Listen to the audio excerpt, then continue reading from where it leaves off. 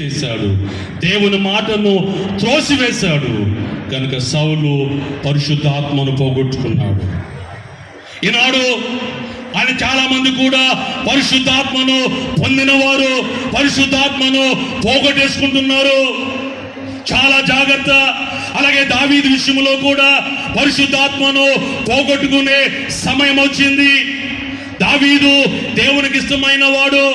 దావీదు చేసిన పాపమును బట్టి పరిశుద్ధాత్ముడు దావీదును విడిచిపెట్టే సమయం వచ్చినప్పుడు దావీదు వెంటనే గ్రహించాడు. దేవుని సన్నిధిలోకి వెళ్ళాడు. దేవా, నేను ఘోరమైన పాపిని, పాపములో నేను పుట్టిన వాడును, పాపములోనే నా తల్లి నన్ను గర్భము ధరించింది.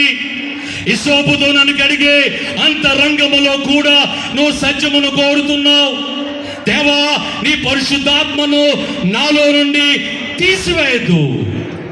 నాకు నూతనమైన మనసు, సమ్మతి గల మనసు నాకు దయచేయి. నీ రక్షణానందము నాకు మరలా నూతనముగా పుట్టించు. నీ పరిశుద్ధాత్మను మాత్రము నాలో నుండి తీసివేయద్దు. ఎంత బతిమాలుతున్నాడు, ఎంత బతిమాలుతున్నాడు, ఎంత బతిమాలుతున్నాడంటే అర్థమేంటి? సింహాసనము కావాలని బతిమాలడం లేదు.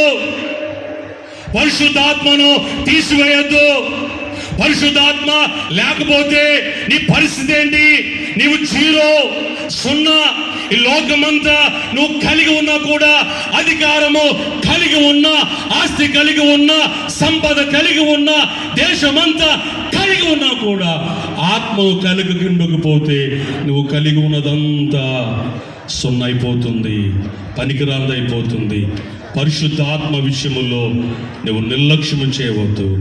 మనమందరము పెండ్లి కుమార్తె అంతస్తులోకి రావాలంటే మనమందరము పరిశుద్ధాత్మను పొందవలసింది. ఎగిరేదవా